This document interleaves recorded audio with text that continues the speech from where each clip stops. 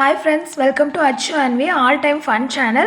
இந்த சேனல்ல எல்லாரும் பார்க்குறீங்க ஆனா subscribe பண்ணாம இருக்கீங்க. Please friends subscribe பண்ணிருங்க. இன்னைக்கு இதுல வந்து நம்ம காப்புக்கட்டை பத்தி பேச போறோங்க. காப்புக்கட்டு அப்படிங்கிறது வந்து ஒரு வெறும் சடங்கு இல்லைங்க. அதுல ஒரு சயின்ஸும் இருக்கு. அத வந்து இன்றைய இளைஞர்கள் வந்து தெரிஞ்சுக்கணும். நம்மளுடைய கால சுழற்சிக்கு தகுந்த மாதிரி நம்ம குழந்தைங்களுக்கு இதில் ஒரு சயின்ஸும் இருக்குது அப்படிங்கிறத நம்ம தான் சொல்லித்தரணும். இது வந்து படிப்பறிவு இல்லாத முதியோர்கள் காலத்திலேருந்து கண்டுபிடிச்சதுங்க. இன்றைக்கி நம்ம சயின்ஸுன்னு சொல்லிட்டு நிறையா கண்டுபிடிக்கிறோம். ஆனால் பெரியவங்க அப்போவே இதை கண்டுபிடிச்சிருக்காங்க பாருங்களேன். நம்மளுடைய வெப்பம் அதிகரிக்கக்கூடிய மாதங்கள் இனிமே அதுக்கு நம்ம உடம்பை வந்து சரி பண்ணிக்கிறதுக்கும் கால சுழற்சிக்கு ஏற்பவும் பஞ்சாங்கத்தில் இதை பற்றி சொல்லப்பட்டிருக்குங்க.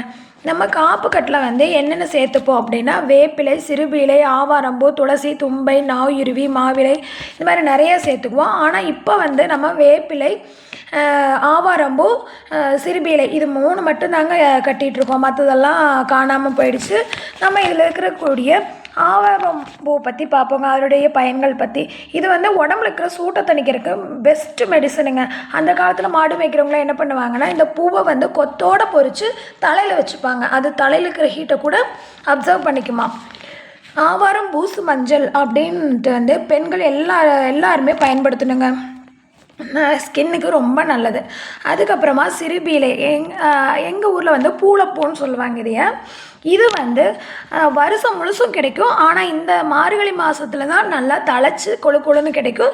இது கல் இருக்கிறவங்களுக்கு சரியான மருந்துங்க. இதை தண்ணியில் போட்டு கொதிக்க வச்சு குடிக்கலாம். அடுத்தது நம்ம வேப்பிலைங்க.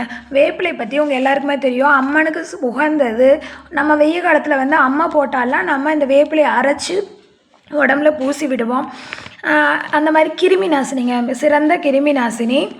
அதுக்கப்புறம் வேப்பிலை தோரணம் கட்டுறதும் வந்து நம்ம அந்த ஒரு ரீசனுக்காக தான் அதை தோரணமாகவும் கட்டுவோம். அதுக்கப்புறம் வந்து தும்பை இலை வந்து இப்போ யாருக்குமே அதை பற்றி தெரியறதில்ல. ஆனால் அந்த தும்பை இலை வந்து தலைவலிக்கும் சைனஸ் பிரச்சனை இருக்கிறவங்களுக்கும் சரியான மருந்து. அதை எப்படி பயன்படுத்தணுமோ அந்த மாதிரி பயன்படுத்தணுங்க. அடுத்ததான் நம்ம பிரண்டை பற்றி பார்க்கலாங்க. பிரண்டைங்கிறது வந்து நம்ம வெண்ணெயை கையில் வச்சுட்டு நெய் கலையிற மாதிரி தாங்க.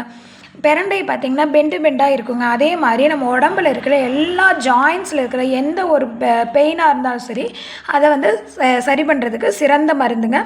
அதுக்கப்புறமா துளசியை பற்றி சொல்லவே வேண்டாம். அந்த காலத்துலேருந்து துளசி மாடம் அப்படின்னு சொல்லிட்டு வீட்லேயே வச்சுருப்பாங்க. துளசியோட வாசம் பட்டாலே நல்லது. துளசியை தண்ணியில் போட்டு குடித்தாலே நல்லது. குளிக்கிற தண்ணியில் போட்டு குளித்தா உடம்பு, தலை எல்லாத்துல இருக்கிற சைனஸ் பிரச்சனை, சளி பிரச்சனை எல்லாமே போயிடும். 2 இலையை பொறிச்சு வாயில் போட்டாலே நம்ம சளி பிரச்சனை தீந்துடும். இந்த மாதிரி இது மருத்துவ குணங்கள் நிறைஞ்சது தாங்க காப்புக்கட்டு. Thanks friends. தேங்க்ஸ் ஃபார் வாட்சிங். லைக் பண்ணுங்கள், ஷேர் பண்ணுங்கள், சப்ஸ்கிரைப் பண்ணுங்கள். தொடர்ந்து என் வீடியோவாக பாருங்கள். Thank you friends.